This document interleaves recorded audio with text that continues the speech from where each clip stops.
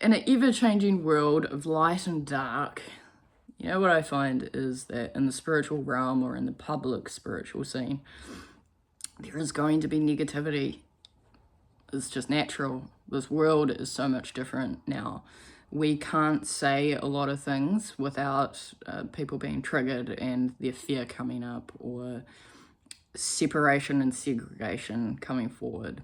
So if you're out there spreading light, you're definitely going to trigger the darkness. And how we deal with those situations is really important. So I'm going to share with you how and what different situations I've dealt with when it comes to negativity. First thing I want to say is what not to do. I found a spiritual leader in New Zealand who was quite well publicized. A lot of you probably already know who that person is. Now, the whole structure fell down, which is very normal in this situation where the light beings who are sort of standing on the wrong side of that seesaw, they come crashing down.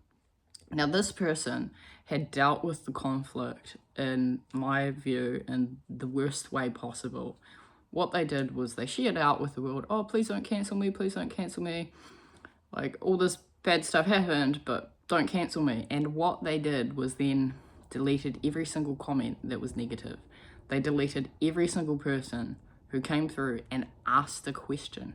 All they had to do was question, hey bro, like, what's up with that? And how you deal in those conflicts are going to show, I guess, whether or not your character is aligned with the vision or the projection that you're putting out in the world. And having gone through to delete every single person who is asking, hey, have you changed? Like, are you doing anything different? Why are you doing this? That's not on.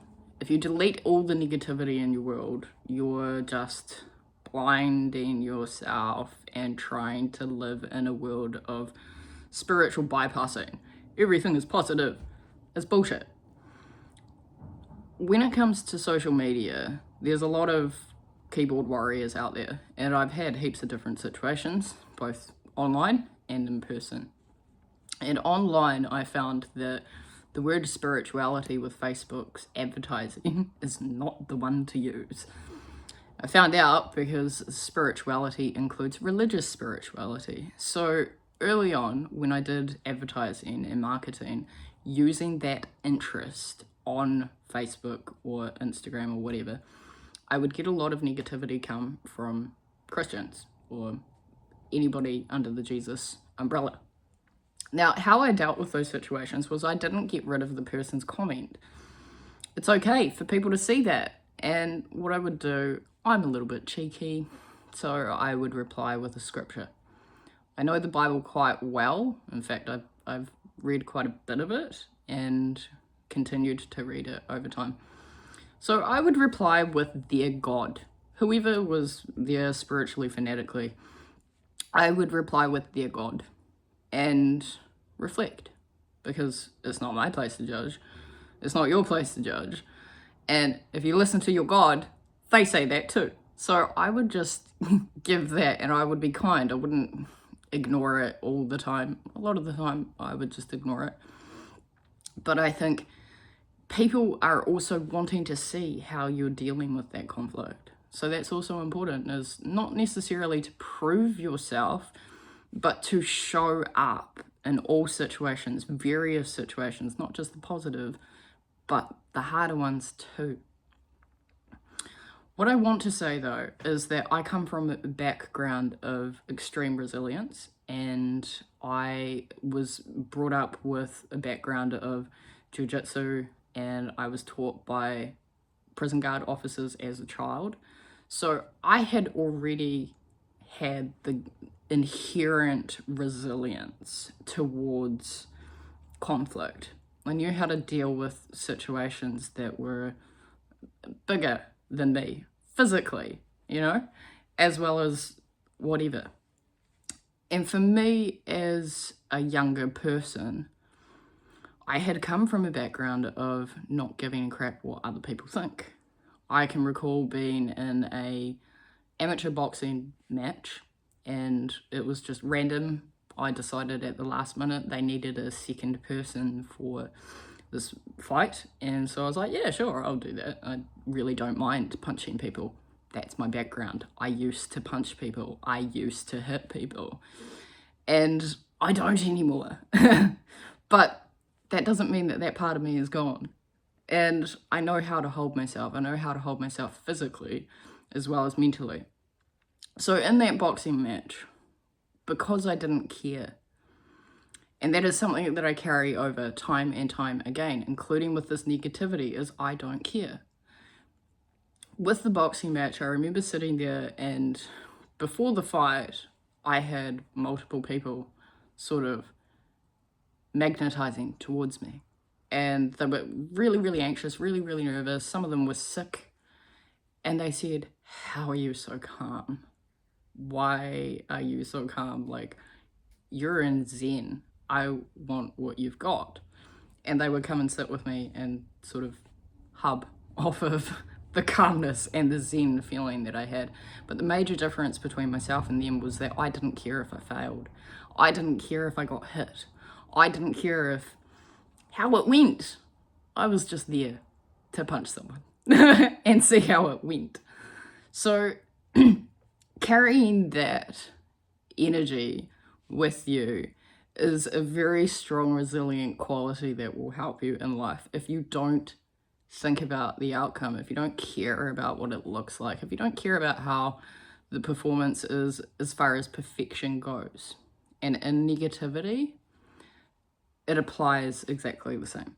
So another situation that I had was a woman came to me and she bought a ticket to a workshop. She forgot and she didn't come. Now, I was taught early on with business mentoring that all media is good media. And I truly believe that too, because in my mind, if somebody is a sane person, they're going to judge through their own experience. They're not going to just roll with 30 seconds and then judge a person but based off of that 30 seconds on social media. Or they're not going to just read an article, which could be biased, and then say, okay, that person is this way. Critical thinking and critical judgment comes from investigating and finding your own experience, because everything is subjective. So all media is good media, even if somebody puts it out there that this is crockery and pseudoscience like homeopaths. When we investigate for ourselves and we try something out for ourselves, then we know for sure what our opinion is. And in that case, you're going to find your right client. This woman bought a ticket to the workshop and she forgot. Her retaliation for not getting a refund, which in the end I gave her because I just got sick of her, she said to me, I'm going to tell my coven not to come to you. And I was like, okay, lady, all media is good media. And if your coven don't want to come to me, then buddy, that's fine for me. I really don't care about your coven.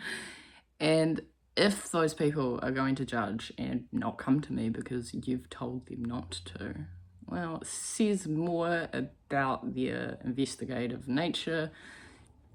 It says more about them and how they hold themselves rather than me, and I really couldn't care less, lady. To bring that sort of negativity forward, I had made it clear this is a non-refundable, 50% non-refundable workshop. Lady, you forgot, not my fault. But in that situation, I couldn't have cared less, because I don't know her coven. I don't know her.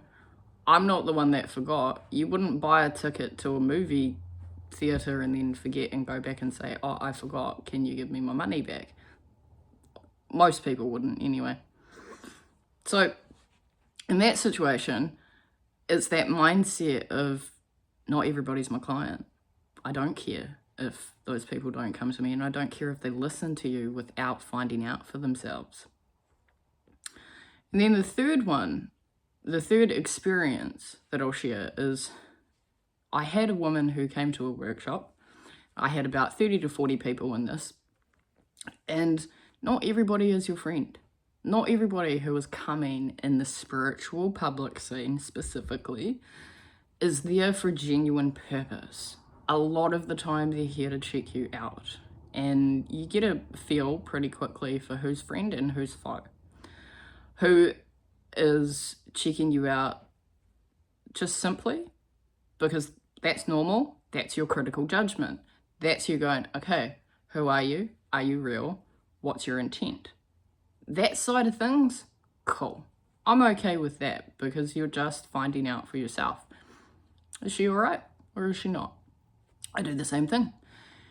But what's not all right is the smiling assassins, the ones who pretend to be there to be your friend or that are there to get an ego boost out of what they're doing. So I had this woman who came to the workshop, and it was a beginner's workshop. Oh, she was very clearly much more advanced, and she had knowledge in areas that I didn't. Now, I embraced her during that workshop because she tried to show me up. She tried to, I guess, make me look like a fool. And in that situation, the first thing I thought to myself is, why are you even here?